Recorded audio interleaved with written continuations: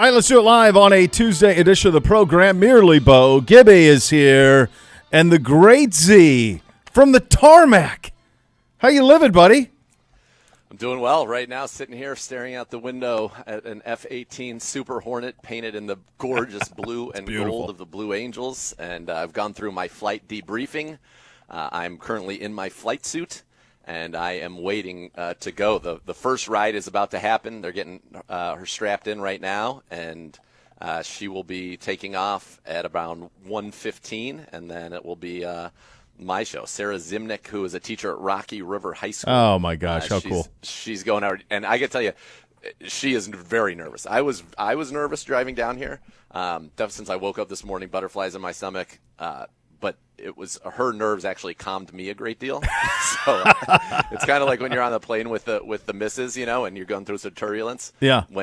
If you're nervous, she has to be calm, but if she's way more nervous than you, then you have to be the calm one, and so it's kind of helped me be the calm one. So I actually feel great. Got to meet my pilot, Lieutenant Connor O'Donnell. I think we're going to have their public affairs officer come join us and talk a little bit about the Blue Angels and the show and what I'm going to experience today. But I'm pumped, man. This is it's a dream come true. I've had two pretty big bucket list items in a 6-week period, so I'm pretty excited. Yeah, it's a pretty good run out of you. You've had a decent summer. Good summer. That's right, baby. The summer of George. It really is the summer of George. All right, so you were nervous this morning. Quite. So I guess, and again, when my experience with it was such a shotgun wedding versus having all the preparation that you've had. It was one of those things where like, hey, you want to do this? It's happening this afternoon. Julie can't do it. Do you want to? And I did it, and that was it. So I didn't have time to be nervous. But I do remember like the drive up being, well, these are the very best people to do this on the globe. Yeah. So like to them, this is very routine. Yeah, and he was basically like, there's like a 0.0000001 chance that you might need to take the bonus ride, and he was like, went through the whole ejection procedure, and I was like, oh God, maybe I don't need to. Well, listen, every time you get on a commercial airplane, they tell you in case of emergency landing, so that's all that was. Yes, absolutely. That's how I'm taking it, but it's incredible, man. Putting on a flight suit, and I think about myself as a little kid. Top Gun was my favorite movie. I was for Halloween many, many years in a row. I was Maverick. I had a real flight suit that one of my dad's students who ended up flying gave him. I had all the Maverick patches on it. It was legit. I had the bomber jacket with a Maverick patch. Yeah. I mean, it was something that I've always dreamt of and certainly did not think was ever realistic. And I guess once we knew modes and privets, it felt like maybe it was a little more realistic. Right. But, here we are, baby. Here we are. And it's cool. The teacher, Sarah, she's got, like I said, from Rocky River, she's got her whole family here. Her high school's here. They're documenting everything. Oh, that's awesome. Debrief. Her family's here. Miss Kay's on her way back right now from Indiana to make it in time to come see me. So, where's Nana? It's pretty wild. Nana's coming. She's coming. Okay, yeah, I was going to say, come on, she's coming. Official Nana. She's got to be in the mix for this type of thing. This is, if you're our age, you're 40, like the Top Gun was such a seminal part of our youth, and it was one of those. Thank you. One of those things that like shaped, and we've talked about this with modes before in terms of like what that meant to the Naval Academy and what it meant to the Navy. How many people wanted to do that? And I'm guessing Maverick had a similar effect of people like, God, this looks like the most fun ever. And it's the most serious fun job you could have. Totally. And so if I've gotten to meet Lieutenant Connor O'Donnell, who's the number 7 pilot, he'll be my pilot. He feels like he's right out of the movies. Yeah. Like, cool, tall, good-looking dude, totally cool customer. He's like, this is gonna be so fun. You're gonna love it. It's really funny. I guess sometimes central casting gets it right. It's based in reality, I would imagine. I would think so as well. Yeah, absolutely. So, and I guess I've never even thought to ask Modes or Previtz this, but is this the pinnacle of the naval? Of the Navy, from a pilot standpoint, as being a Blue Angel pilot, is that the top of the? Yeah, that's what I would think too, right? So there are 3,700 pilots in the Navy. and 6 of them get to fly with the Blue Angels. Now, you say 7 technically because obviously this is the 7 plane, so he's the narrator at the shows. Okay. So for people who watch the documentary, he's the one who's kind of saying, all right, now you're going to see the Blue Angel Diamond coming from the right. He does all that. Next year, he will be the 6th plane, which is the number 2 solo. And then in his 3rd year, he will be the number 5, which is the lead solo. God, that's awesome. I by the way, the reason this is all happening, other than our connections with the great modes and Previtz, but also because the air show's here in town, and exactly. And I would tell you from having done it, I know you've done it. Gibby does it. I think you go almost every year, don't you, Gibby, to the air show? Yeah, absolutely. Yeah, I think it's. I think it's. I've seen it a handful of times. It is on a short list of the coolest things that we have around here. Like it's so awesome. If you have not been and you're able, get down there, check it out because it is spectacular. And I would also say this, like, not every air show gets either the Blue Angels or the Air Force Thunderbirds every year. Yep. Not we do. every show. Yeah. They only play a limited number of places. Yeah. So Cleveland gets it shows a year every year. That includes their home base show, which is kind of their first one. That includes multiple ones, I think, in Pensacola, which is where they're actually based.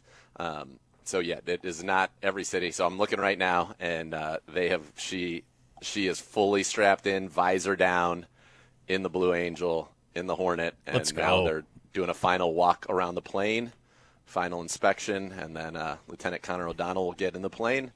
And they will be off, so I'll at least be able to give you that takeoff. So I also have to give a huge shout-out to the Cleveland National Air Show offices and committee, Kim Dell and her team, for giving me a place to be able to do the show. Please give Kim a hug for me. She is one of the nicest humans that you will ever meet. I will. She'll know the great Gibbe? She will. Oh, of course. Of course she will. Such a legend. She will. Let me in the Zoom, back at Q104 and back at ESPN 850, way back when she and I were doing stuff for the air show. All right, there you go. She is one of the great human beings in this town. That's awesome. That's very awesome. So we'll take you up through that. Meantime, it's Cutdown Day. We have to be down to 53 men on the roster by 4 o'clock today. A bunch of reported cuts so far. There is nothing official yet. That's just reported. But there are a bunch of them out there. Among the reported cuts, Michael Woods, Jalen Darden, James Prochet, defensive tackle Siaki Ika from Mary Kay. That was the third-round pick, of course, from 2023. Some of the names that are starting to leak out. Any surprises for you yet, Z? No, I mean, unfortunately, I think kind of the writing was on the wall with Siaki Ika, who makes it 1 year as a third-round pick.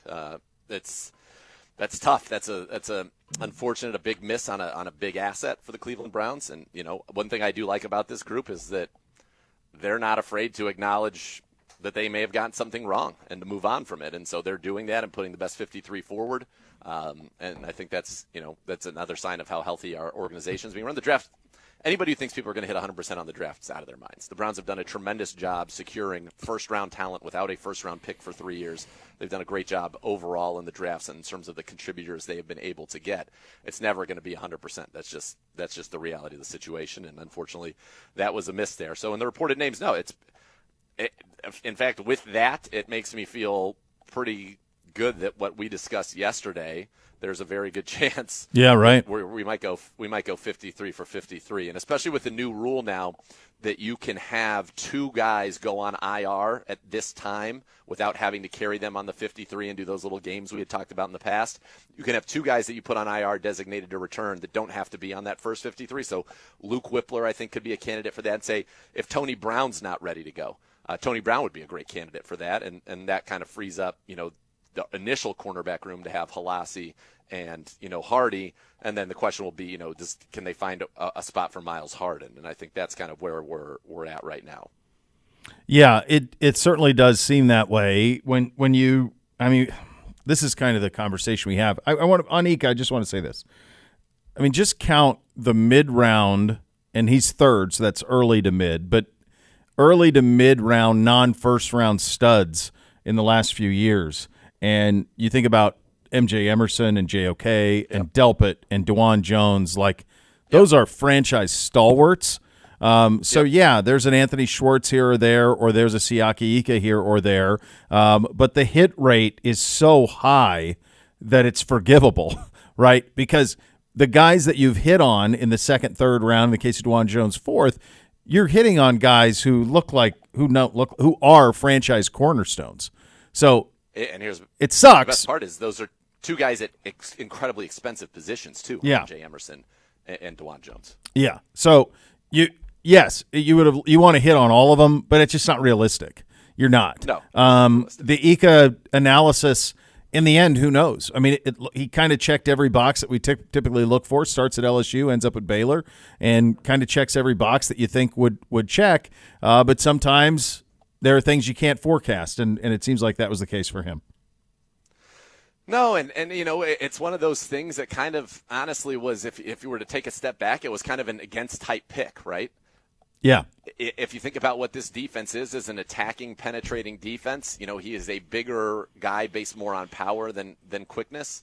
So it wasn't an obvious, let's call it, scheme fit. And I think, you can even go back to the fact that, he said, you've been playing like a pickup truck, and I want you to play like a Ferrari. And some people aren't able to make that transition. And so I think there are defenses, like I think Siaki Eakin, a 3-4 as a true nose or one tech is that's probably what he's going to do. He's going to got to get a little bit better at the point of attack to hold up in the league for a long time like that. But that's what he was, And look, we had Danny Shelton in here, and that was a first-round pick. And now Danny Shelton stayed in the league a long time because he could hold up, but he was never going to be that kind of dominant, difference-making pass rusher. It's just unfortunate he wasn't even able to be kind of more that true nose if you wanted to use that in our four-man fronts. But they're moving on, and it's a – so I think, and I've also read a report that, and unconfirmed obviously, that Zaire Mitchell-Payton has been released, which goes to the two tight ends. I mean, it's kind of it's shaping up to be exactly what we had kind of talked about yesterday with, now you get the 4 defensive tackles. We don't know what Mike Hall's situation is, although we heard today that, they do expect him to go on the commissioner's exempt list. My word, they're about to put the cockpit down out in front of me. Like, it's getting real. Here's the thing that's going to be wild as I'm watching this unfold is I'm going to be sitting in that plane. You're in the plane for a good 25 minutes before we actually get going, which there's plenty of time to get your mind racing, I would imagine.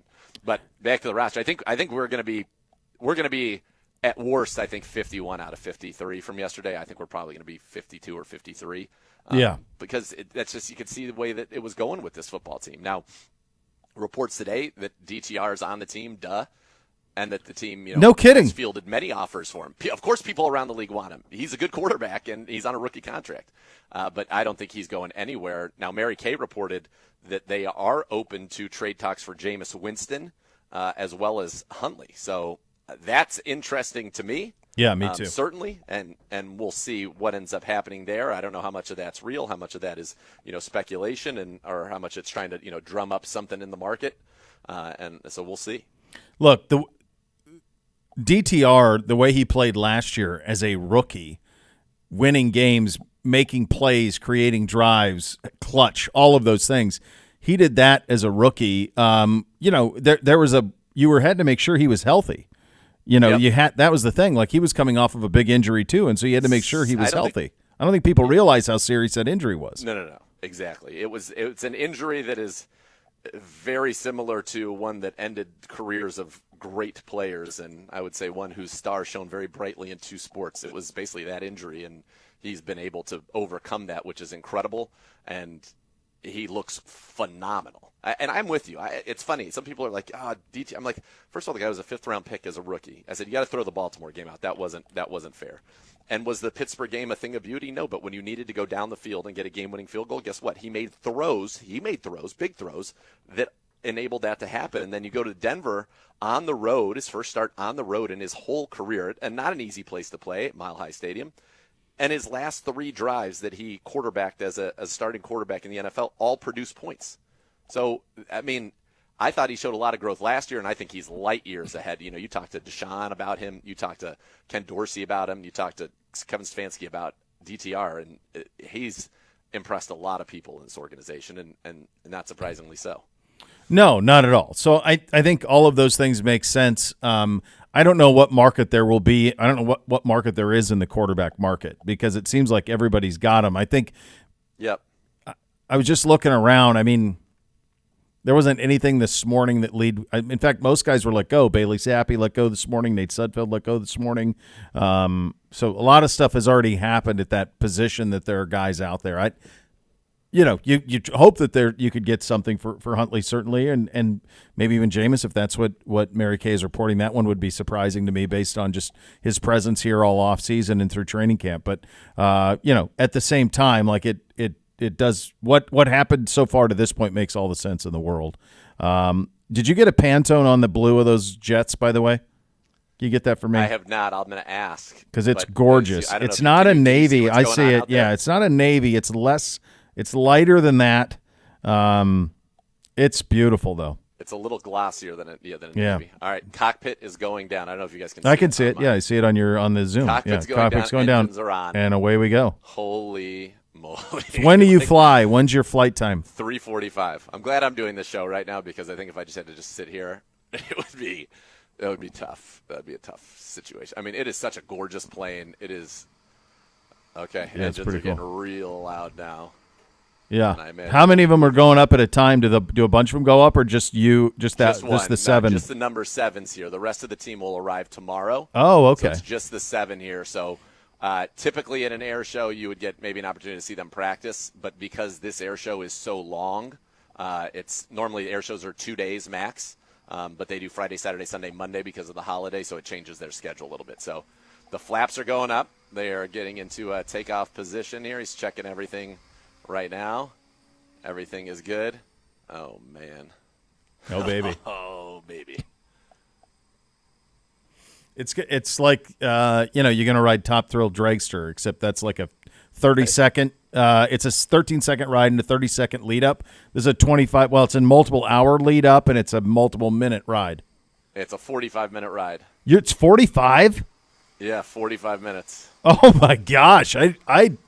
Man, it's amazing how little I remember about that, but I would not say the one ride I had, I think, was like 15. Yeah, I thought for me, it felt like it was 20 minutes or 15 at most. I felt like it was over very quickly. I do recall this. I bet it's going to feel like it's over it's going to be the fastest 45 minutes. Yeah. Of my life because is that like from cabin down to landing, or is that in the air? From like takeoff to touchdown, yeah. Wow. Yeah, that seems incredible. Yeah, it felt to me like it was 20 minutes when I did it. Yeah. But I don't know. It could have been longer. I don't recall. I know this. I never felt like I was used to it. I think that's right. The whole time I felt like, my God, this is nuts. Like there wasn't had us practicing our any breathing, moment. and Sarah's family is here, her kids, her husband. Everybody's. It's one of these things that is so very exciting, but there's obviously a little trepidation. All right, looks like the flaps have been put now into takeoff position. They still haven't moved the plane yet, but they are. I imagine that is imminent. Once that thing starts, I hope moving, I get to see the takeoff because they're going to do the classic once it starts vertical moving, takeoff. baby. What? Once he starts moving, it's gone. Oh yeah, well, you got to get out to the runway, but yes. Yeah, he's going to – so I think they take off to about 100 feet, level off, and then ready, set, and then boom, it's vertical straight up. So I'm hoping I get to see that from my vantage point here. I imagine I'm going to see them get into the air, but I don't know if I'll get to see the straight vert. That's incredible. It's pretty wild. I'll tell you what. They are very serious about what they do, and for people who have not watched the Blue Angels documentary, I urge you to watch it. And where's that at, Z? Thinking about – it's on Amazon. Okay. And people who are thinking about coming to the air show or maybe haven't thought about do it because you're going to see things. And I would recommend watching the documentary and then coming to the air show so you have even more of an appreciation for how insane what you're going to see actually is and what goes into it being done safely. So I was talking to them. They fly 6 days a week. They practice 6 days a week because you can't just you have to be so precise that you just can't get out of it. You can never. Like they're on the road 300+ days out of 365. So I would tell you this: their social media is ridiculous, especially on Instagram. U.S. Navy Blue Angels. I follow them. I have followed them. The number of people that are involved to get 7 guys to where they need to be, like pit bosses, Yeah. Oh, yeah. radar in the sky. Like the big plane's got to go up to make sure that the conditions are just right to do half the maneuvers. Like the number of techs per plane. It's really a very cool behind the scenes as to what they do day in and day out. That's awesome. Do you get to keep the flight suit? Great question. I don't know that. Yet. It seems like it's custom. I hope that there's some kind of. I mean, right? I mean, it Memento. seems like it's a custom suit. No, I think it's. I mean, if he It poops doesn't. himself. It doesn't appear to be new, so my guess is it is not going to be one that is Oh, okay. going home with me. All right. They've got a lot Their of suits long, are lanky man. spectacular. The one they fly in is Well, yeah, those are gorgeous. Come on. Yeah, well earned. By the way, Well earned. well earned for those guys to do that. All right, that's cool. So you're a 3:45 takeoff, so you'll be with us. In terms of our football schedule this week, practice will be today at 3:00. Coach is going to talk right after practice. That'll be right around the deadline. Correct. I don't know. So you'll have a 53 by 3:00 then, obviously. Correct. I You would know? assume that we will have all of that in hand because that just makes things awkward. Yeah, you're not having some guy practicing who you're going to cut. I mean, or if guys are working out inside, Yeah. like, yeah, I would assume before the end of the show No, we will they'll have know before they go out there. Yeah. I bet by the time Kevin Stefanski talks at 3, it'll. Well, he's after, I think, Z. Yeah, he's talking after. He's talking after. So After? practice Okay. is at 3, so he'll be around You'll know 4. practice will be. By the time we go to practice, you're going to know who's. You just who's need to here get the and who's Blue not. Angels to buzz the tower and Yeah. come on over the practice field. God, can they do that? Do they take requests?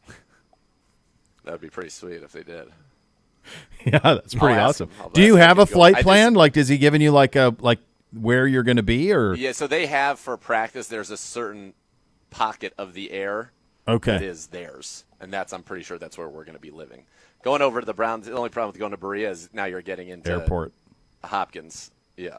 You Now, got to steer clear of that. If I'm correct, I think they have unlimited access on show days. Like the On show airport day, basically yes. shuts down. When they're On show going, day. Yeah, Yes, for you're their correct. 25, 30-minute show. yeah, I could be very wrong They have on that, carte but blanche at I'm that pretty point. sure that they shut down the air traffic. yeah, I would hope so. They're certainly worthy of that. All right, so there you go. Look, from a roster perspective, we laid it out for you yesterday what we thought the 53 would be. Z did it. It was pretty remarkable what you did. You did it in about 2.5 minutes. You basically went through every player that was going to be in the 53, like as we thought it was going to be. my job. That's the job. You do a very good job of it. And so it was all there for you, and that seems to be the way that it's going to come down. Here's the other news flash here, guys. This isn't particularly interesting. Why? Because you're good. That's why. Yep. When you're good, That's- camp's not interesting. Cutdown day's not interesting. When you take care of your guys beforehand and you're not worried about what happened with CeeDee Lamb or what's happening with Jamar Chase, you get all of that stuff was done early. Like we did, the Amari thing didn't hang over camp. It was done in the first week. Like that's what great organizations do. This is what this organization is, a great organization. It just needs to consistently win at a great level.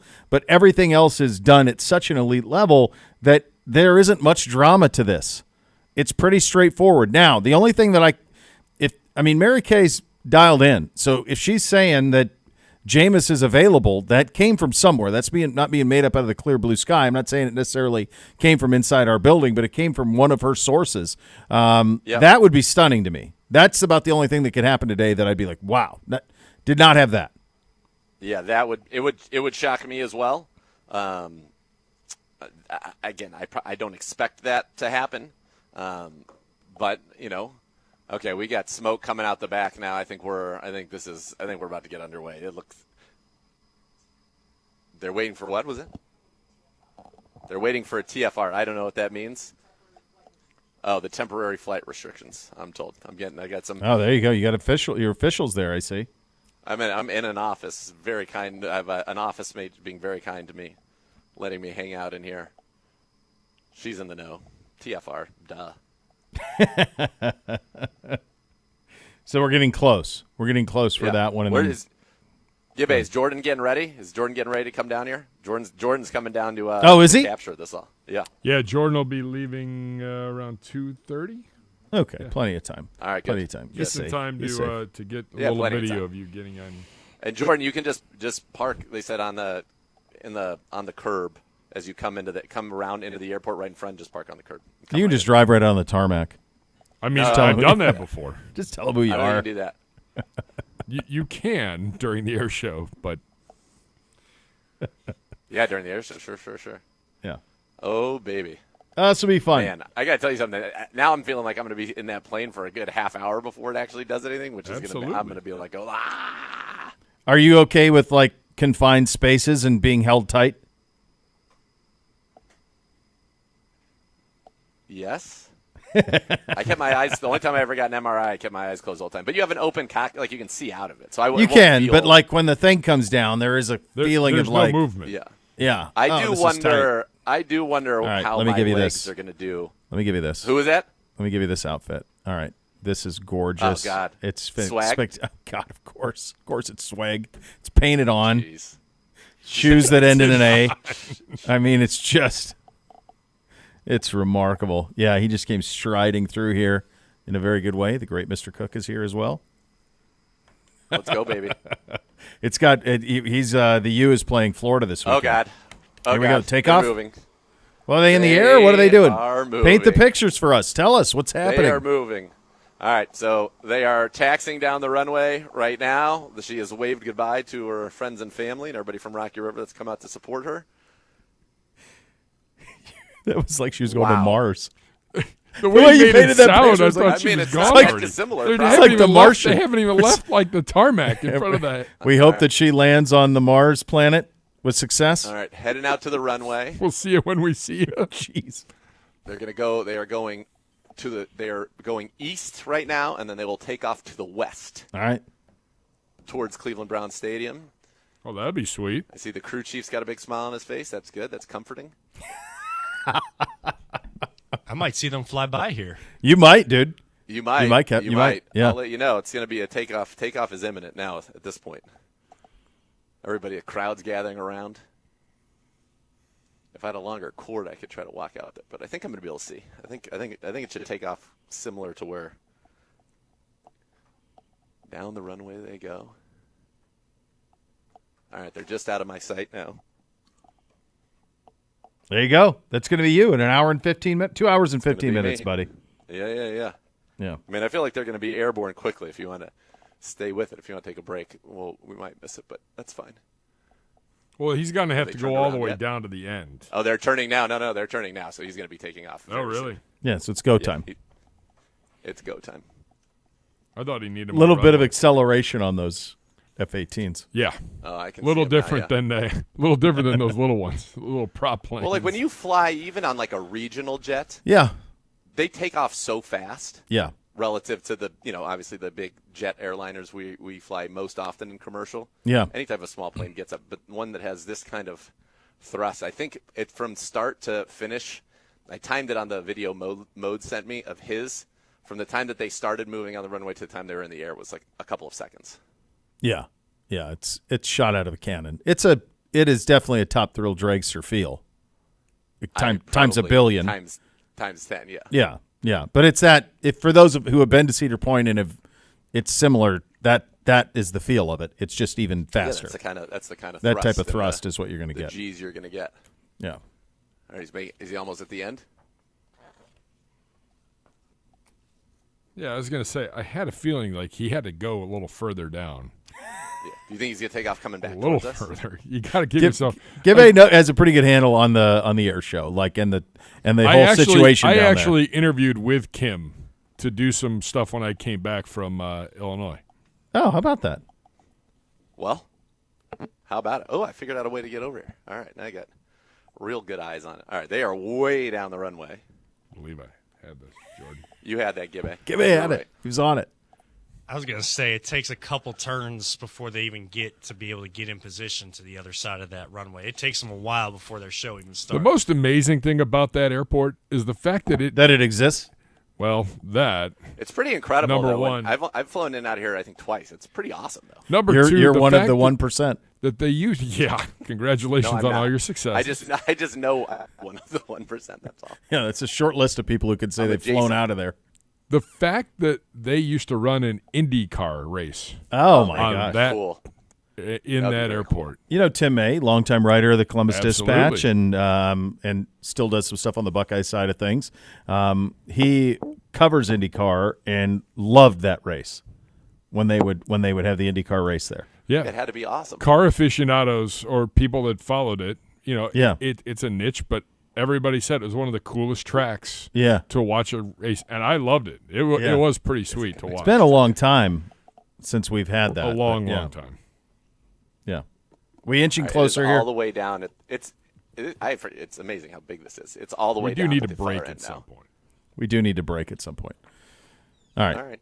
We're going to take a quick timeout. Those are your hot topics today, presented by University Hospitals, official healthcare partner of your Cleveland Browns. Z is going to fly with the Blue Angels. It is Cutdown Day. They're starting to come fast and furious around the league as well. We'll kind of update you on what has happened around the league. If there's anything that raises certainly our attention, we will bring that to you as well. We are off and running. You listen to Cleveland Browns Daily, brought to you by Ballybet, sports betting partner of your Cleveland Browns, now live in Ohio on 850 ESPN Cleveland.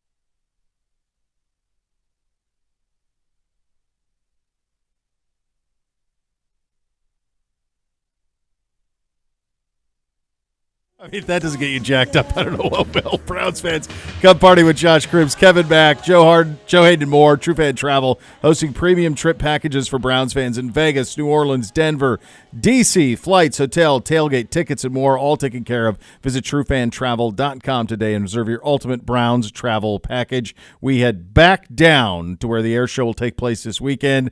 Future Blue Angel partner Nathan Zagura. Go ahead, Dr. Z.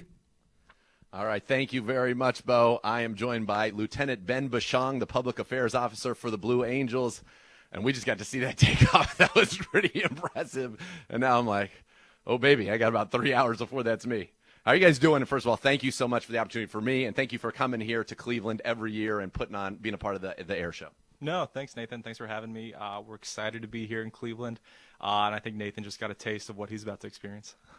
Yeah, tell the people what I'm about to experience. Yeah, so we are here today. We're doing our media and key influencer rides. Nathan was selected to be our media rider this year, so he's about to experience all the power that a high-performance jet can do.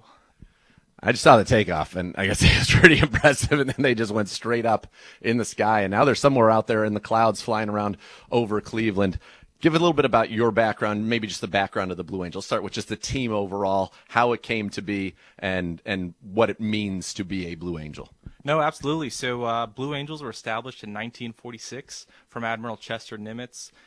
He feared that after World War II, people were going to forget what the American military was all about. So they established the Blue Angels to travel across the country and basically represent the 800,000 men and women of this Navy and Marine Corps. Because by nature design, we operate overseas, so a lot of people don't get to see what we do.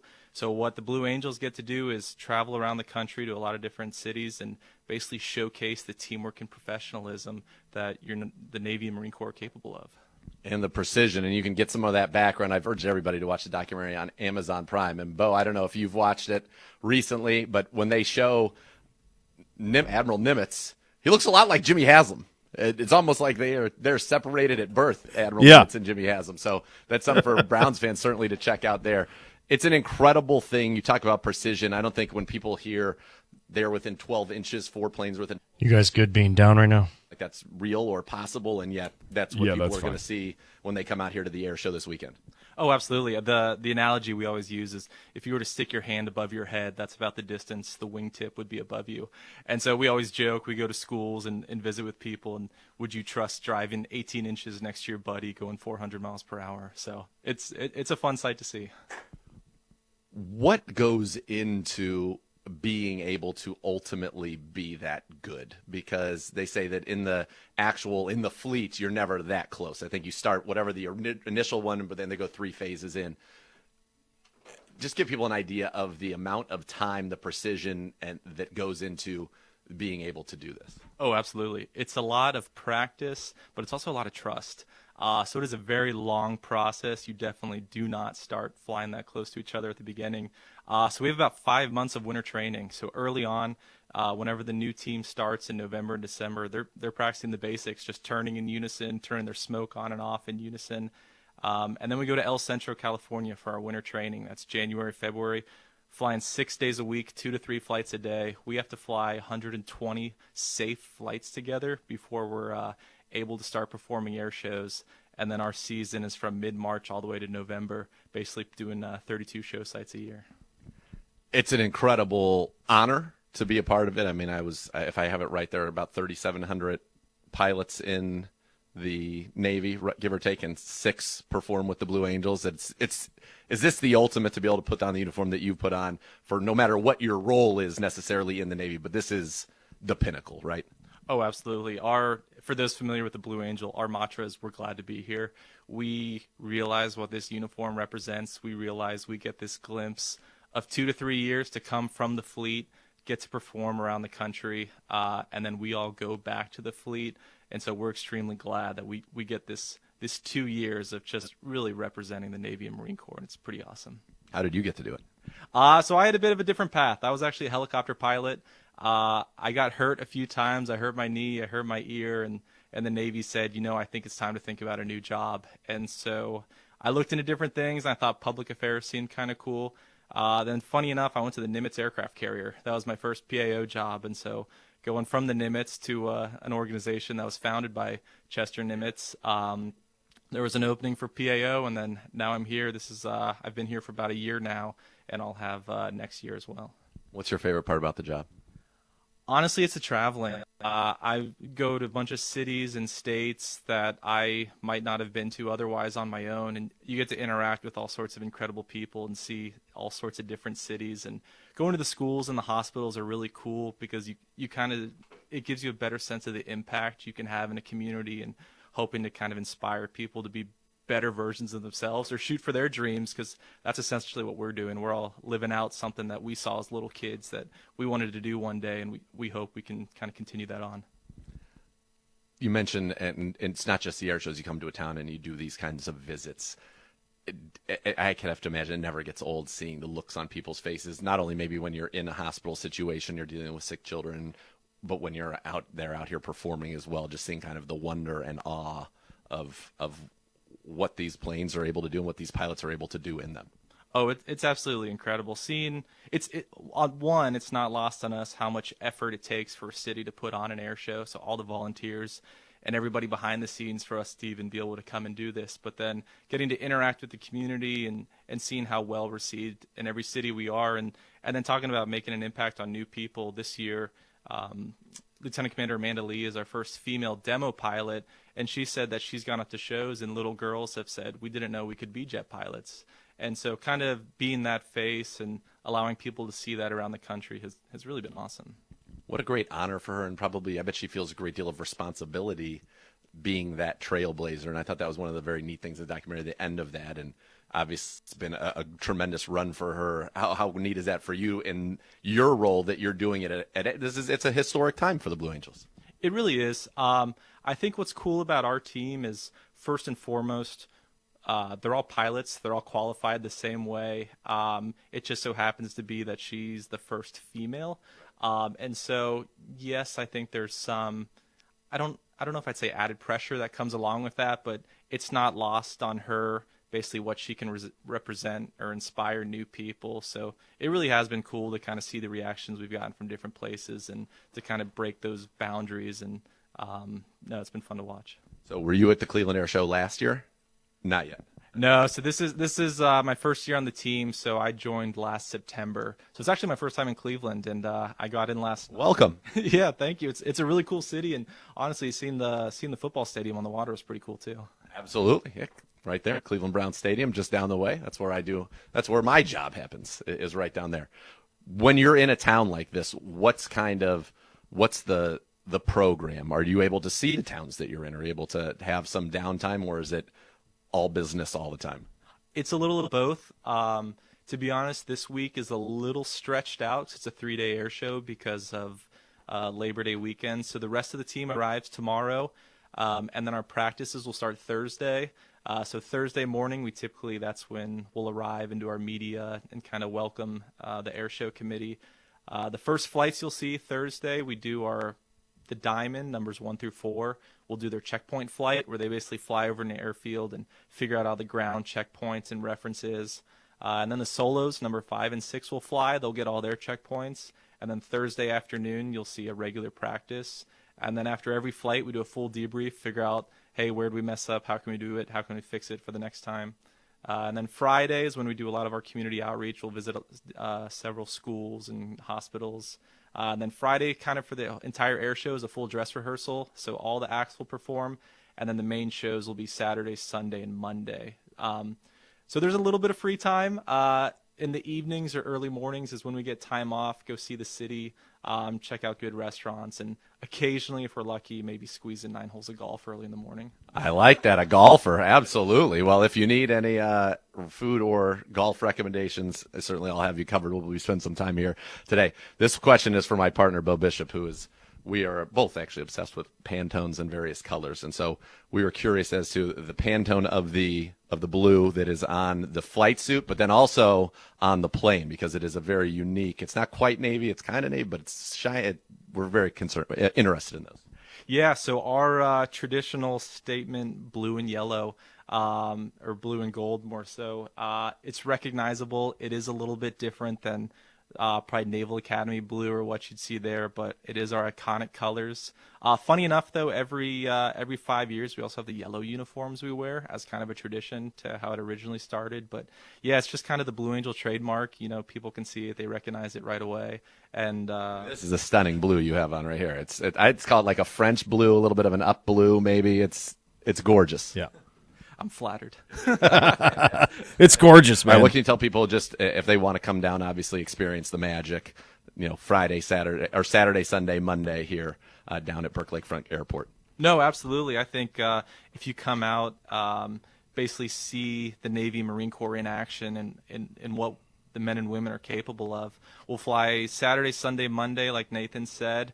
The show will start off with our C-130, affectionately known as Fat Albert. He'll start our portion of the show for about 10 minutes of flying, followed by our 6 F-18s for about a 45-minute flight demonstration.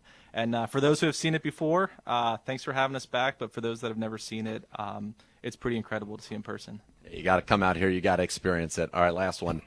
What are you, as somebody who has seen many people like me do this, what are you the most interested to hear my reaction to when I land? Well, it's funny. So Sarah was the other rider, and she was a little more, I would say, reserved during the brief. Nathan was all for it.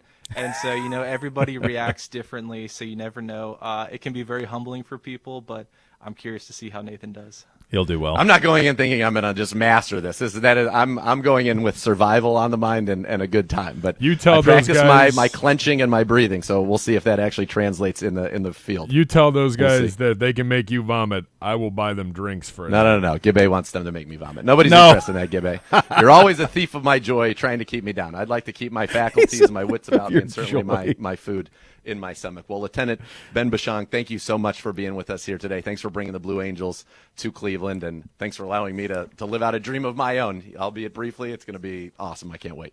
No, absolutely, Nathan. Thanks so much for having me. Thanks to the city for having us. And then now for the fun part for Nathan. He's about to go flying. Oh, baby. All right, Bo. Let's go. This is going to be awesome. We'll go around the league coming up next. You're listening to Cleveland Browns Daily, brought to you by Ballybet, sports betting partner of Cleveland Browns, and live in Ohio on 850 ESPN Cleveland.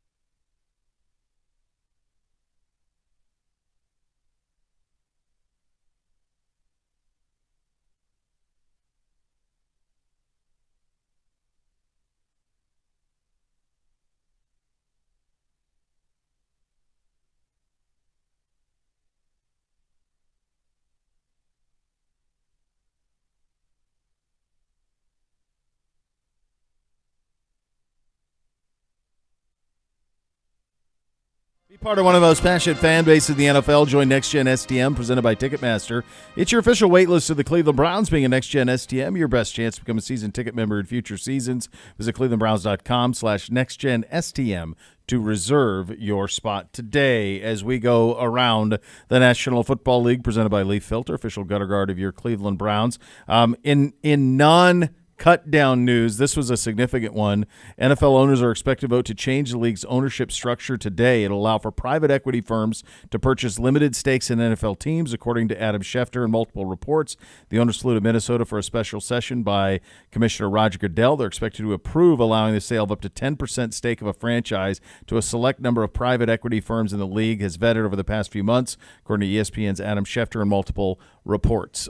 This felt inevitable. This is huge for organizations like the Cincinnati Bengals, which is a family-run outfit, the Spanos family with the Chargers, the Maras with the Giants, the Rooneys in Pittsburgh. There aren't a ton of them left out there, the McCaskies in Chicago, but there are several where it's big for all of them, but it's really big for them because this is going to allow for an incredible influx of cash right now, which will help with transitioning salary to bonuses and so forth. That's exactly right, and I think it's helping more than anyone. You're right. The teams whose wealth is directly as a result of the franchise, not somebody who made money in another field like the Haslams with Pilot Flying J, and were able to then purchase a team. So those types of owners are significantly more liquid. A lot of the value that for example, that the Browns have with the Bengals is in the company itself, and so it's going to allow for, and I think it's capped at 10%. Let's just say, using round numbers, that means every team that's worth $5 billion, we'll just use that as an approximation, right? Mm-hmm. Can get $500 million of cash infused into their business. Yeah. And so that's going to allow for capital expenditures, right? It's going to allow, as you talked about, with teams that need cash for certain contracts. It's going to allow for, I would imagine, stadium stuff. Mm-hmm. I think I would imagine teams that don't need it at all probably won't use it, because why would you dilute yourself when there's no need for it? But teams that do need it, I think it will be massively beneficial for. Yeah, huge. I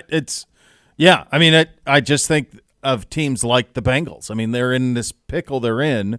Like, if all of a sudden they had an extra $500 million, would they have done what they did with Jesse Bates, what they did with what they're going to have to do with T. Higgins, or was there another way around it? That's an example of where it'll be beneficial. It's the first time that this is ever going to happen here. It is quite significant. In terms of other things around the league, I haven't seen anything too surprising here, but the one name I did see cut was Carl Lawson, and of course, remember him a couple of years ago, but the injuries happened with him right away with the Jets, and was cut today. So there's a couple of those out there. There's not a ton out there in terms of shocking stuff. The Packers acquired Malik Willis in a trade with the Titans in exchange for a 7th-round pick. So there's kind of the idea there. A couple of pup-less notables: Kendrick Bourne with New England, T.J. Hawkinson with Minnesota, and Tyler Higbee with the Rams jump out there. Gibbe? A couple other notes. Former Browns DB Mike Ford, who signed a 2-year deal with Houston in March, cut today. I was surprised they cut Noah Brown. It feels like every time he plays, and he's a big target, every time he plays, he produces. He's like 150 yards or 200 yards when he's the main man. Yeah, he had some monster games. But and then they didn't play together, but he would have been a Buckeye, before CJ. But I was a little surprised by that. He had about 600 yards receiving, a little under last year, but always produces when he plays. The Chiefs also releasing wide receiver Kadarius Toney in the last 20 minutes. Yeah, Kadarius Toney, Noah Brown, Donovan Peoples-Jones, DPJ got released. Yeah, oh wow, I didn't see that. So there are definitely some quality veteran receivers out there that can be helpful to football teams. So our one reporter, Aaron Wilson, that breaks a lot of news. Again, these are just reports, nothing official from the team. He's reporting the Browns have waived Jawan Briggs, per league source. Yeah, I mean, there just wasn't room. 7th-round pick. We're going to cut a lot of draft picks because that's just the reality. They want Jawan Briggs in the program. They're high on him, but the reality is you can't keep everybody. And the other thing is it's a different NFL now, in the sense that teams don't the number of claims now compared to, let's say, 10 years ago are way down because teams have invested so much in the guys and learning their system and their schemes that bringing somebody new in is more difficult than it used to be. Now, Briggs may get claimed. Some team that maybe really want to draft him will take the shot on him. But more likely than not, you end up with a lot of these guys back on your practice squad. I would imagine of the 16 on the practice squad, no fewer than 14 of those will have been with us basically the whole time. Yeah. Yeah, I think you just hit it on the head. That's it. That's exactly where you're in this spot. And when you have a really good roster, you're like us, and there's just not a whole lot there. Do you think – I would imagine we might just – we don't know what's going on with Foreman. Like, would you keep an eye on the running back releases if there's a potential there as you wait on Nick on the pup? My guess is that they're comfortable with Deontay Foreman's status right now. Okay. Based, at least kind of that was my read of the situation. So I wouldn't think so. But look, you never know. That would be a position where you certainly could consider it. But then that would get you with 4 running backs on the roster, and that's probably too many, yeah. a bigger number than they would want at this point. Yeah. That's wild because there was a time where we would have 3 running backs at tight end and then 3 running backs a fullback. Remember when we first Andy Janovich, when Kevin first came here, and then you'd have 4 tight ends. So our roster composition is markedly different. But I think part of it is with this change in the kickoff, you need, Buki Watson is, because of what he's able to do on special teams, I think will be on this team. So he was a draft pick that I think will make it because you're going to have more guys on the defensive side of the ball. You're going to have all those corners. You're going to have all your linebackers. You're going to have. You could end up with, I think right now we came up at 26, and that's assuming Mike Hall's on the exempt list. If he's not, you could be as high as 27 on the defensive side of the ball because you're not cutting one of those defensive ends. I would be very surprised. You are not going to cut one of those defensive tackles. You need 6 linebackers, I would think, unless they feel they could check around the league. But I think they like Buki Watson enough to not even risk it. And then you need your corners and you need your 5 safeties because. The truth is, we have a lot of guys that if you would have cut, they for sure would get picked up. There's no doubt. Yeah. Yeah, that's kind of the spot that you're in there. Some TV news, some sports media news. Jason McCourty joining ESPN as a regular analyst on the studios, including Get Up, First Take, NFL Live. McCourty will also be full-time NFL analyst on CBS, teaming with Andrew Catalon and Tiki Barber. You're seeing this more and more where there's cross-network pollination. That used to be like you're a CBS guy, you're a Disney guy, you're a Fox guy. Now you're seeing them kind of bounce around and share a little bit. So that's good for opportunity for everybody. Sure. Also, it's good to be from Cleveland Heights. Travis and Jason Kelsey, their podcast with Amazon. The deal, $100 million over 3 years on that. It's going to be available on all platforms. Episodes will drop early and ad-free on Wondery Plus. So that's Amazon's service there. $100 million over 3 years. That's a pretty good nest to fall into if you're Jason Kelsey after your NFL career. I'm assuming at some point you have to provide Taylor Swift on one of those podcasts. I would think that's part of it. I don't know. I think this is all inflated. I think what's happening with these media companies is, just like the Caller Daddy girl got 100 and some million from Sirius. Yeah. I think that they're just throwing everything into – they're throwing these huge numbers at these people at the top of the world, and there's nothing else underneath it. You see that in cable sports now where you've got – when you think about ESPN, like they're paying like 4 or 5 people, but they're not paying everybody else the way that they used to. Sure. So that's kind of the way that it's kind of shaken down now. It's crazy how people are trying to get all over that. All right, second hour of the program coming up next. We'll do a little higher, lower. Bottom of the hour, do some college football talk with Bill Bender as that season's week 1 is set. Z continue to prepare for his flight with the Blue Angels. All of that you have to look forward to, which is nice. You listen to Cleveland Browns Daily, brought to you by Ballybet, sports betting partner your Cleveland Browns, now live in Ohio on 850 ESPN Cleveland.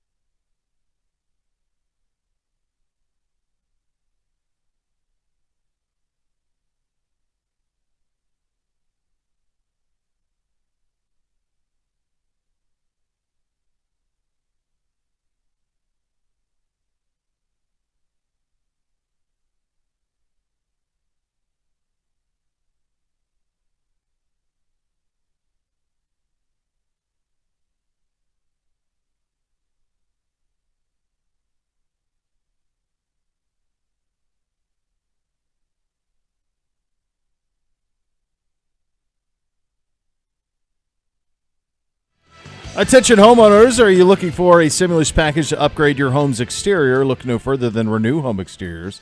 Whether you need new siding, roofing, or stonework, the team at Renew Home Exteriors has you covered. And here's the best part. For the month of August, you get a 10% rebate on your project and enjoy zero interest for 5 years. Say goodbye to high interest payments when you choose Renew. Renew will let you see how your home will look before you upgrade with their incredible 3D model rendering. That is awesome. You get a real look at it. Upgrade today. Save big. Visit RenewEstimate.com to book a free estimate. The ambient noise you hear is Zagura preparing. You're an hour and 30 minutes, buddy.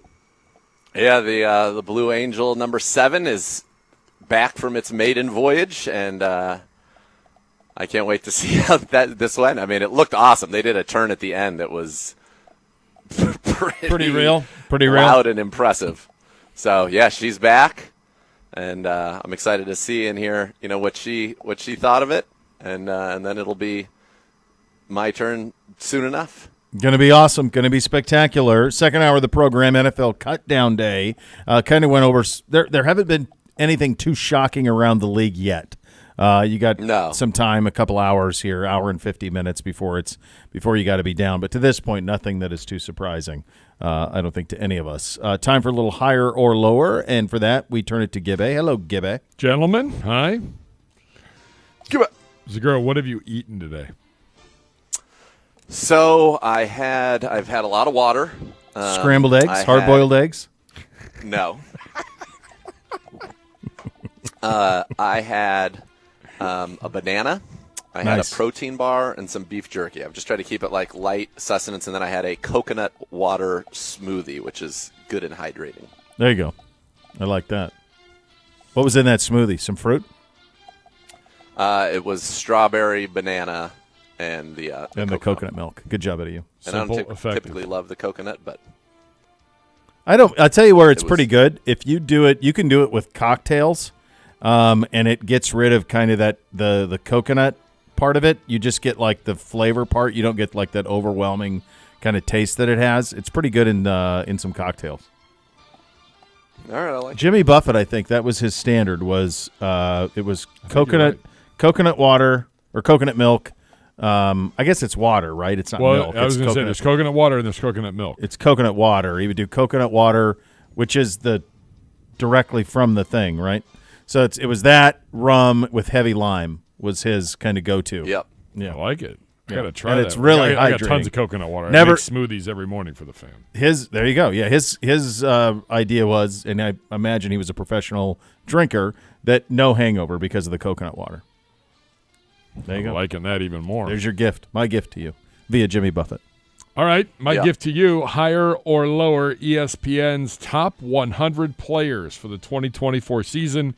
We thought we were done with these lists, but ESPN saves it for the week between final preseason and week 1. To create the list, they asked a panel of dozens of ESPN NFL experts to rate players based on performance expectations for 2024 compared with their peers. Emphasis was placed solely on the upcoming season and predicting potential greatness rather than on past performance or positional value. From those ratings, they ranked the best players in the league. All right, I reject one thing right away. All right. So in this kind of synopsis of this, you're telling me that there are 16 quarterbacks that are among the 100 best players in football? Now, yes. You can argue 16 most important. Okay, fine. Quarterback's most important position in team sports by a wide margin. But 16 quarterbacks are among the top 100 players? That's too much. Feels like a lot. A little bit. For the second straight year, the 49ers lead the way with 8 players in the top 100. 27 teams appeared in the ranking. Arizona, Washington, New Orleans, New England, and Carolina did not have a representative. The only of those that's surprising to me is Arizona. All the rest of those are teams that you could say could very easily off-ramp to a tank. They're the only ones. All the rest of them those rosters are not good. All right, she's out of the plane. She looks quite pleased. For those just joining, Zagura is preparing for his Blue Angels flight, so he is down at Burke. He was preceded in flight by a Rocky River teacher, Sarah, And so her flight has just happened, and she has landed, and then Z will go at 3:45. Let's see. Wide receivers dominated with 19 making the top 100, followed by quarterbacks with 16, edge rushers with 15, corners with 10. For the position groups represented in double digits, 8 second-year players have also cracked the ranking after impressive rookie campaigns. Only 2 Browns on the list. Number 74, Denzel Ward, and number 4, Myles Garrett. Thoughts from you two on only 2 Cleveland Browns in the top 100 players? Was Myles the number 1 position player, or was Justin Jefferson 3? Justin Jefferson. So Jefferson went 3, and then Myles was 4. That's a pretty good tip of the hat to Myles, that he's the second highest rated non-quarterback on the list. How many guards are on the list? Like, I mean, it just feels to me like Joel Bitonio is one of the 100 greatest players in Well, this gets the to my NFL. point because, all right, so this gets to my point. Like, Jordan Love is 56, 2 is 63, Jared Goff 65, Trevor Lawrence 78, Cousins 87, Stafford 92. Like, all of those guys are among the top 100 football players. I mean, their position is really based on their important, but expectations for this year, yeah. like Hawkinson's on the pup list. I mean, so like, what It's are we too doing? many quarterbacks, man. It's too many quarterbacks. There's Well, it's one gonna skew quarterback towards per skill. right, but like there's one quarterback per team, and you're saying 16 of them, half the league as a top 100 player at quarterback. No, I don't believe that to be true. I reject that. There's only 10 I agree. corners. At least 2 of them start. In most instances, 3 of them start every game, and there's only 10 of them that are among the top 100 players. Right. Denzel 74th. Like, come on. Yeah. No Bitonio, no, and I know that I'm wild for it, or people may think I am, but I don't. I think the numbers on the tape back it up. No MJ Emerson How is about pretty Coop? crazy to me. Amari Cooper, yeah, I mean, Or Njoku? especially. I mean, Deebo Samuel's 2024 projection is 62, 9, 23, and 6, and they have him at 66. Yeah, where's Amari Cooper? Yeah. That was the Amari first Cooper one. shouldn't be like if Mike Evans is 57, okay? Amari, for what he's amassed over his career, he is not Mike Evans, but he should certainly be in 80 to 100. Yes. Yeah.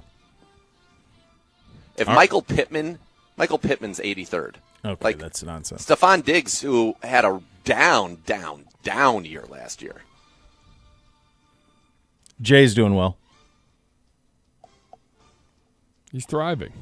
I just wanted Z to know. Jay's Jay's doing well. All right, see my pilot's walking off. Buddy, he looks good. Everything's good. Everybody seems happy. It's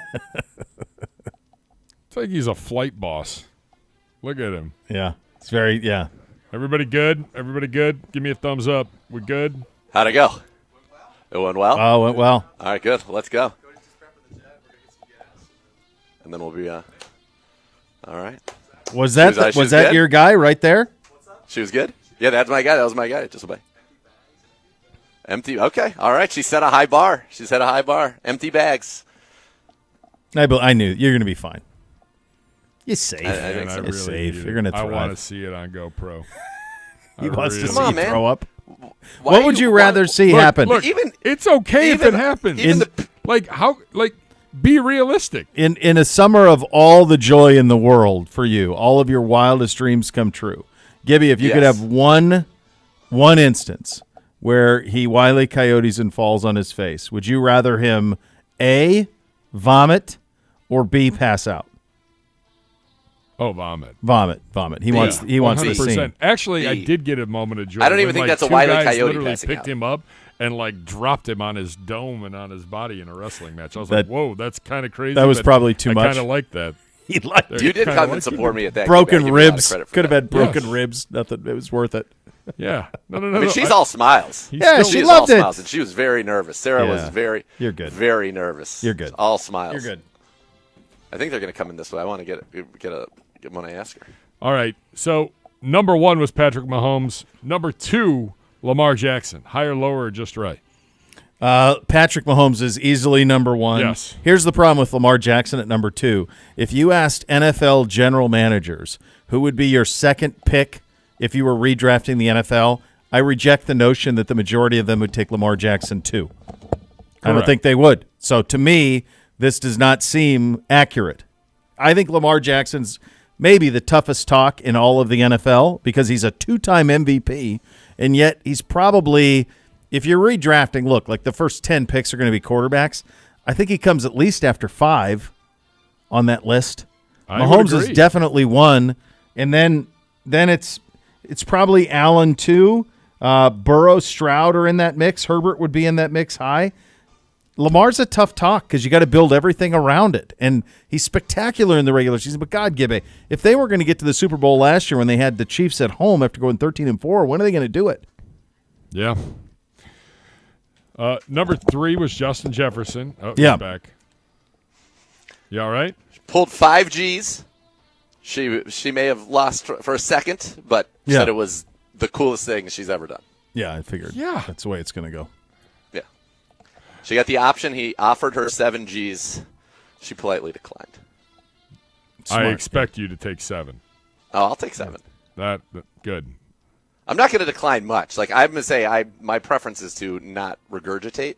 I Beyond want the that, S. like, what's let's the have S? fun. Or what was See that if you thing? can. The broken S, is that what it's called, or half S? Or? Split S. Yeah. Split Jordan S. had it. Split S. Split S. I'm in. I'm all in for that. No, that's in. That's happening. See if you can get him to Mach 10, like Mav. Can you get to Mach 10? No, we can't. We can approach. Could. Why can't we can he? approach at high altitudes. We can approach the speed of sound. Mach. There you go. Just think, Mav did 10 times that. Just saying. Yeah, Mav can do it. As I've discussed with some of the people that I would imagine be in the know about that, there was a stretching of reality. The direct quote was that so one of the boys were asking me 1,000 questions. We were watching it, and the person in the know that you talked to is the same one I did, and he goes, "Just tell him it's a movie and enjoy it." Don't overthink it. So Justin Jefferson was 3. Miles was 4. Number 5 was Josh Allen. Number 6 was Jamar Chase. Higher, lower, just right for the Bengals wide receiver. Segura disagreeing. He should be way lower. And that's not a comment on his talent whatsoever, but he needs to be lower because the facts are just the facts. Like if we're basing this on, is he incredibly talented? Absolutely. But his numbers of late have not been commensurate with that ranking. So he's the second ranked receiver in the league? Yeah. Yes. Okay, so just one right off the top. I'll give you 2 right off the top. CeeDee Lamb last year, 135, 1749, and 12 touchdowns, averaged 9.7 yards per target, 102 yards per game. Okay, first team All-Pro. Jamar Chase last year. Can't do that, though. Why not? Because one had Dak Prescott and the other one had half a Burrow. Not even half a Burrow. Remember, Burrow wasn't whole at the beginning. He probably got 4 or 5 games of Burrow whole. Was Burrow whole in 22? That's the last time. That's probably the last time. Okay, and in that year he averaged 7.8 yards a target. I mean, he's been volume-y good, but I don't think you can put him ahead of Tyreek Hill, and I don't think you can put him ahead of CeeDee Lamb. The fact that Tyreek Hill one is the real insane. problem for me. I think the CD one makes a little bit more sense because my hunch is what this is coming from is how dangerous are they? Do they keep you up at night? And I think Jamar Chase keeps people up at night more than CeeDee Lamb, but there's no way it's more than Tyreek Hill. I mean, Tyreek Hill, you could argue Tyreek Hill. I mean, even Jefferson was hurt last year. Like, Tyreek Hill, when he goes. It's nuts. So, I would have Tyreek Hill ahead of Jamar Chase. So, yes, it's too high. So would I. Rounding out the top 10, and we've got to say goodbye to Nathan Zagura here in just a minute. Micah Parsons was 7. Tyreek Hill, 8. Christian McCaffrey was number 9, and T.J. Watt was number 10. So it's really hard to do position against position. It is. But I'll say this, and Bo, I don't know if you agree with this or not. Christian McCaffrey is so singularly dominant at his position that I almost feel like he should be in a different level. Because you look at what he means to that team. So we're talking about 2,023 total yards, 21 touchdowns. He was 3rd in the overall MVP voting. He won AP Offensive Player of the Year. He averaged 5.4 yards per carry. He averaged 8.4 yards per reception. As I said, scored 21 times. in his time with the Niners, this is what blows my mind. He's played in 27 games with the 49ers. He's produced 3,233 total yards and 31 touchdowns. Like he should be in the top 5. Like he should be maybe even in the top 4 on the Mount Rushmore of current players because of how great he is relative to everybody else that plays this position. What you said there is the most important, relative to everybody else. Like, what's the next running back ranked? Like, where is he on the list? So, like, I would have him even ahead of Justin Jefferson because I don't think the difference between Jefferson and Tyreek Hill is the difference between Christian McCaffrey and the second running back. Though they're not the same, and what they're counted on is not the same. So I would have him. I'd have him way, way higher on this thing. I totally agree. All right. Last words. You ready? I mean, right now the guy's in basically the engine. I just climbed into the air intake that leads speed? into one of the right engine. So I hope he emerges from there. No, I'm ready, man. You're ready. I'm excited. You're locked in. I'm very excited. Jordan's coming down to document. Then when will we be able to see some of the video and such? So I actually am allowed to bring my phone, which I didn't know. So I'm going to get some stuff from inside the cockpit while we're going. So I'm excited. Oh, that's cool. Yeah. Yeah, that's very Supposedly. cool. All right. Well, have a safe flight, most importantly. Have the time of your life. I have a feeling that it will be, and a perfect culmination to the summer of Nate. You've done it. Thank you. I love you all. And let's go, baby. Let's go. Have fun, Z. Go. Thanks, All right, guys. there you go. For a team of injury lawyers dedicated to every client every day, call 1-800-ELK-OHIO. Elk & Elk's proud partner of your Cleveland Browns. It is week 1 in college football this week. Oh, how the sport has changed. A conversation with Bill Bender coming up next. Cleveland Browns Daily, 850 ESPN Cleveland.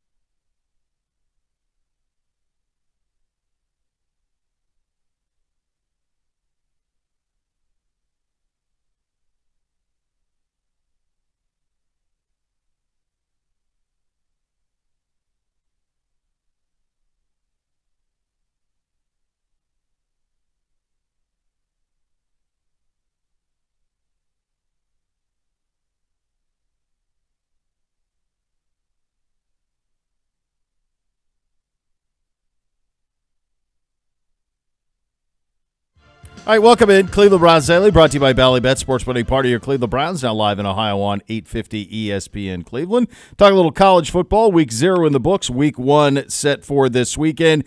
He is a senior writer for the Sporting News. He's calling in on the Twisted Tea Hard Iced Tea Hotline, official sponsor of Cleveland Browns. Keep it twisted, Cleveland. He's our great friend, Bill Bender. Bill, I got about a billion things to discuss with you today, my friend, but I am curious if you had a chance. Today was the day that the Connor Stallions documentary dropped on Netflix.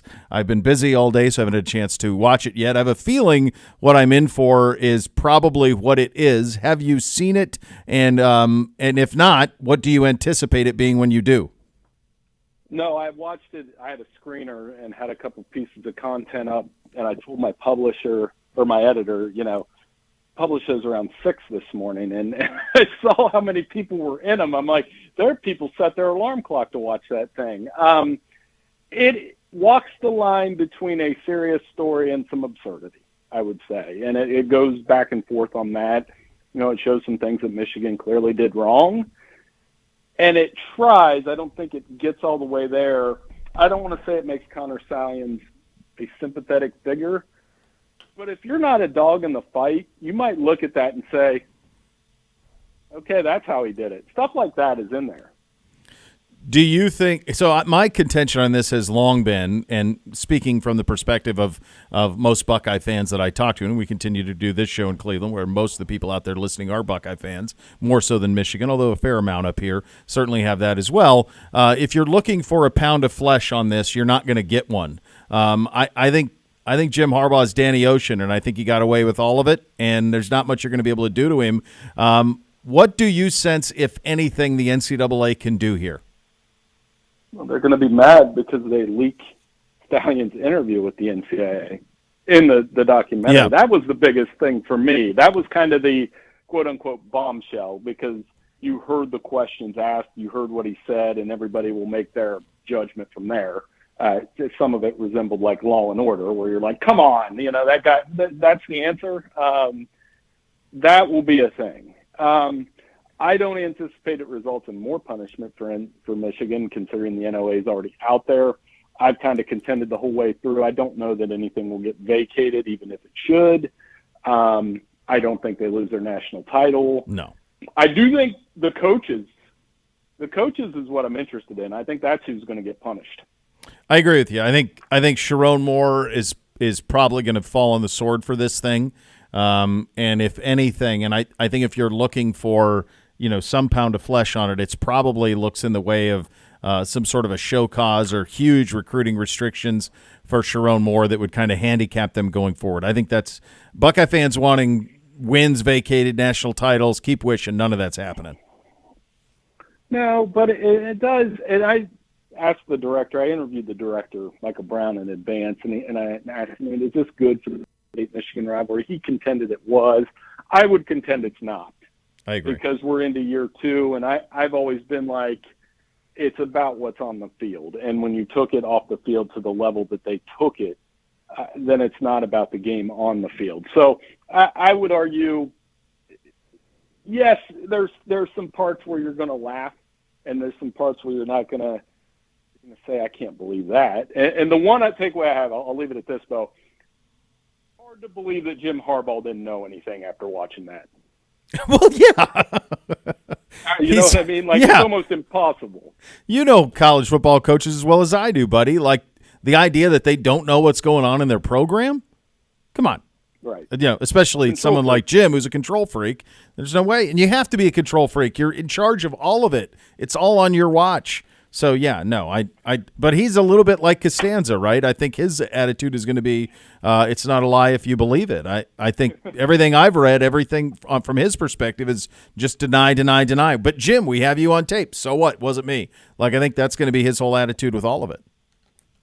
Right, and the NCAA kind of took care of him, so to speak, and with the show cause. And I don't think we'll ever see him on a college football sideline again. Just – and it is what it is. I mean, it's very similar to the Pete Carroll thing. But, I don't think if you're looking, like you said, for one thing or the other, I will say it's not completely like a Connor Stallions exoneration piece either. They criticize him and they go through all of it. There's some really good national writers on that documentary.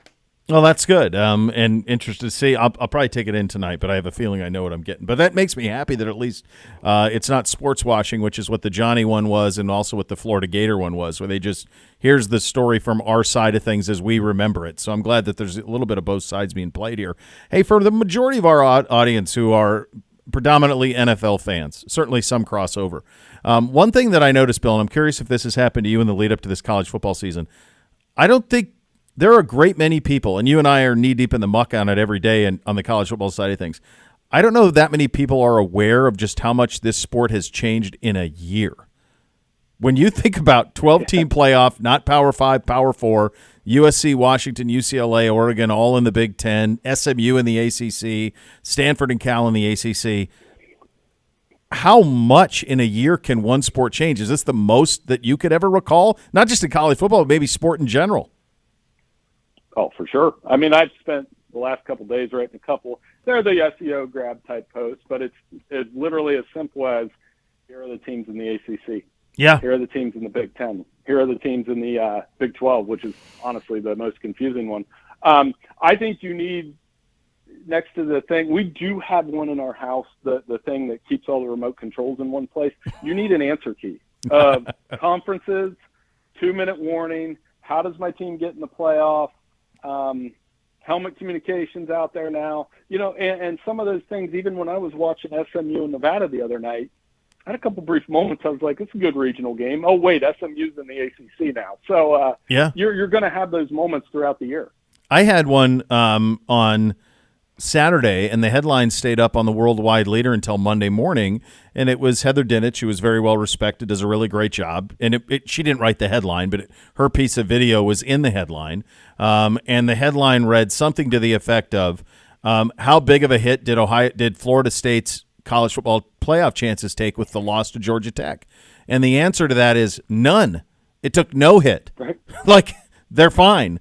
They win the ACC, and they're going to get a bye. Not only are they in, but they're going to get a bye, and they can still win the ACC despite the loss to Georgia Tech. But there's still so many of us that are used to the old way of doing things with college football, where one loss could have been the end of the season in some instances. It's just not anymore. Right, and I made the analogy that it was like taking your mulligan on the first golf hole in a scramble. Yeah. I have to do that sometimes, unfortunately. But, yeah, it definitely felt like that. And for Florida State, as jarring as the loss was, and I've won this week telling them, why get a transfer quarterback if you're not going to let him throw down the field? Yeah. Those kind of things. And they got beat up front. But it told me that the ACC is going to be pretty wide open. And another fearless prediction for the weekend is Clemson and Miami lose. To take turns beating on the ACC all Monday. Oh boy, yeah. We'll say, okay, who's going to win that conference? Why are they getting a playoff berth? Why does that conference deserve a playoff berth? Those kind of arguments are coming this year. They are. Florida. So for perspective for our audience, Florida plays Miami this weekend, and Clemson plays Georgia. So I do like Miami over Florida. I think they're just a better team, but I can't imagine any scenario where Dabo beats Georgia. One of the things around here that's gotten a lot of attention, Bill, has been the money attached to Ohio State's roster. What do you make of what Ohio State has done this offseason? I mean, they did what you're allowed to do. I mean, they made the right transfer portal adds. I mean, yes, you can get on the money thing, and that's something that commonly happens with teams like the Yankees and the Dodgers. But where I don't have a problem with it is like Caleb Downs and Quinshad Judkins chose to go there. I think that Chip Kelly is the most important piece to me, honestly, because how does that change their offense? One stat I dug into, Ohio State averaged 4.2 yards per carry last year. And with the Big Ten, I don't care what era we're in, I still think it comes down to how can you dominate somebody on the ground. And Oregon's coming into the conference as a team that can do that in a different way. But I think Chip Kelly is going to use Judkins, Henderson, Howard. They're going to run the ball more, or at least they should with that team that they have, and they still have the weapons on the outside. That's the big key for that offense. Yeah, I actually don't know why Ohio State doesn't just lean into it and say, yes, so more to come. we're going to continue to do this. Big misconception about what they did with their roster. Yes, it was a lot of money. Some of it was keeping and retaining guys who were going to go to the draft, guys like Jack Sawyer, Denzel Burke, JT Tuimoloau, who were all second-round picks, Emeka Buka. One of them maybe could have slid into the end of the first, but mostly second- and third-round picks. All of those guys came back, so you have to compensate them. The other thing is they only took 7 guys in the portal. They took the best player in the portal in Caleb Downs. Right. They took a transfer quarterback in the portal in Will Howard. They took the best running back in the portal in Quinshon Judkins. They didn't do 40 guys. And for those who maybe aren't familiar with this, like Bill, Colorado's in the 40s in the portal. How many does Ole Miss have? Upwards of 20, right? I mean, there's huge portal numbers out there in college football. Ohio State took 7. I would say this whole thing, you get annoyed by certain things certain things, a lot of things on social media. Portal King's one I get annoyed with because, okay, what does that mean? That means you didn't retain your roster. Yeah. Some programs are able to use that and do a quick rebuild like Louisville and Michigan State in recent seasons. But when Florida State loses, I was thinking to myself, well, yeah, these guys haven't played together. What are we doing? That happens. So for Ohio State, yeah, you're going to lose guys at Ohio State that want to, like Dallin Hayden, for example. Sure. You're going to lose guys that want to go play. But in general, I think Ryan Day's done a pretty good job of managing the portal and who they bring in and who they let leave. And there is a lot of pressure on Will Howard. I will say that. Mm-hmm. When you get the keys to that loaded roster, you can lean into the $20 million thing, knowing that, hey, everybody expects you to win them all. And Denzel Burke was talking about that the other day. Yeah, that's the idea. Now, one thing I will say, and I think this is going to take some getting used to for fans and even for us in the media, is to win the national championship this year, you're going to have to play either 16 or 17 games. Bill, it hit me. The boys were playing the college football game, the NCAA 2025, and they beat Penn State, and they went to 8-0, and that's November 1st, is right around that game, is early November. And as they moved to 8-0, I went, oh my God, you got 8 more games to play. Like it's the beginning of November, and you are halfway home. In the old days, that's 3 more games, win the big. Well, before even the way old days, beat Michigan, go play in the Rose Bowl. You're playing at most 4 more games at that point. Now they're playing 8 more if you're to win a national title, and maybe 9. And Florida State's loss is a great example of, for me, I'm a very much play it out type guy, and you saying that about your boys, it's like, it's a long season. I'm not going to overreact too much to week 1. I'm also curious to how fans are going to react to playoff rankings, like the bracketology side of it. How are we going to react to that? Do we care as much? Are we going to, how does a loss hit? That was the thing about college football that separated it from everything else, is when you lost a game at a place like Ohio State or Alabama, or, I know you had experience with Florida State, it was the end of the world Sunday morning. It's no longer going to be like that, no matter how it's going to feel like an NFL loss. You're going to be mad. But when Green Bay or Cleveland loses, I'm pretty much, by Monday morning, I'm like, all right, next game, Bears, let's go. Yeah, there is. The other thing I think people are unaware of, you mentioned the playoff rankings. Z and I were actually talking about this last week. He was under the impression that the top 12 ranked teams would be seeded 1 through 12. And I'm like, oh, no, dude. It's 4 highest ranked conference champions, 1 through 4 buys, and a group of 5 teams getting in there too, Bill. And a great way to illustrate that to the casual fan or somebody that's just dropping in is, so Utah in our top 25 is ranked 10. Yeah. And Utah, if they win the Big 12, they're a top 4. Yep. Clemson is our highest-rated ACC team now, with Florida State losing at 14. That's not going to sit well with the Big 10 and the SEC. No. Under any circumstance are they going to be happy. Like if Oregon and Ohio State play 2 unbelievable games, and we're sitting there saying those are 2 top 4 teams, that's where we're going to run into some controversy. This sport has not absolved itself from the controversy factor, which I'm kind of glad about, because that's part of the reason I love it. So your guys, me too. I love it. I love the CD underbelly. So you're talking 1 through 14 in the Sporting News top 25, 1 ACC, 1 Big 12. That's it. Yeah, that's what we got right now. Okay. And the rest will be, Notre Dame. Notre Dame and that leaves 11 SEC Big Tens. And then that would mean that we have 9 SEC Big Ten or 7 SEC Big Tens, Notre Dame. Oh, I'm sorry. We have no. Yeah, we have 1 ACC, 1 Big 12, 1 independent. Memphis out of the group of 5. Oh, Memphis. Okay. 8 total out of the SEC and Big Ten. It just took me a second to get there. Yeah. But I think that gets the point. And it's what you just did is if there's no chaos, imagine a scenario, and this could play out this way, where let's say an 8-4 Kansas State beats an 11-1 Utah in the Big 12 championship game. K-State's a 4 seed. They get a bye. Okay, that same thing could happen in the ACC.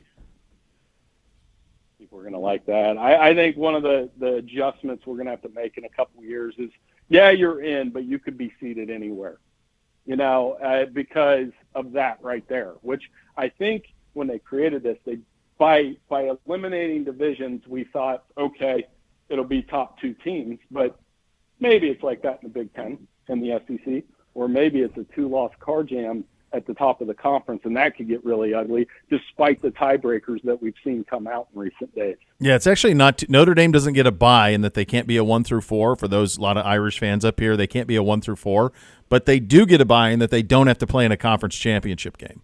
So they will get to rest that week and then get into the playoffs. So, look, as with everything in college football, it's a mess, but it's a beautiful mess, and I love it. I know you do as well, Bill. Thank you so much for your time, buddy.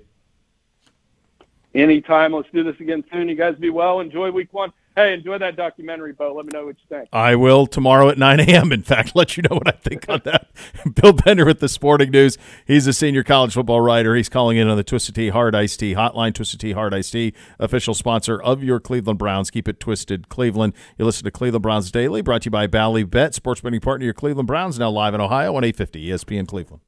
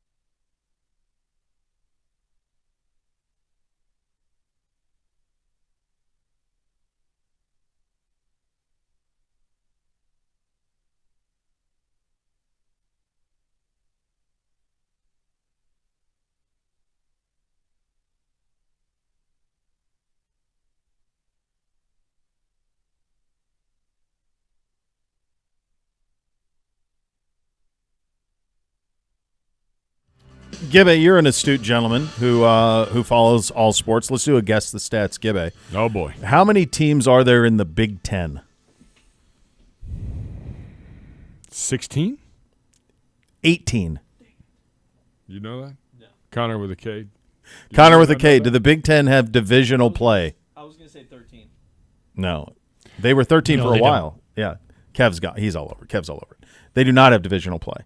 So the Big Ten was legends and leaders for the longest time, and then it was East and West. So that's how you had all of those championship games where it was Northwestern versus Michigan or Wisconsin or whatever. So all of that's gone. So you won't have that. So you will get the teams with the two best records playing in the Big Ten championship game. So theoretically, you could get Ohio State, Michigan 3 times over a 5-6 week period, and including back-to-back. You could play it. This year it's in Columbus, and then you play the next weekend in Indy if they both have the same record. Could go back-to-back-to-back. It'd be hard. Well, not back-to-back-to-back weeks. You could play back-to-back-to-back for one of them because one of them would get a bye. If it was the Big Ten title games, they would get a bye. So the other one would have to play a game in between to be able to do that. I think they're going to do – here's the other thing with this is not the BCS. So it's not an algorithm that spits out the spots. It's subjective. So they're going to make a bunch of good TV shows is what they're going to do. So they will keep that type of stuff, I think, down the line if it happens. Well, you won't see Georgia-Bama playing again in week 2 of the playoff. They'll be on opposite sides. Yeah. Well, and you said it. Like, you don't have to put Ohio State, USC, Ohio State, Oregon, Ohio State, everybody. You could put the average teams, and you're still going to get a number. Yeah. Well, that's why. 30, I mean, 30. Ohio State Akron's on CBS. Yeah. 50-point spread. CBS Network. I don't think they've ever had a game with a 50-point spread. I can't imagine that's ever been the case. The next level is coming up next. Thanks for listening, everybody. Cleveland Browns Daily, 850 ESPN Cleveland.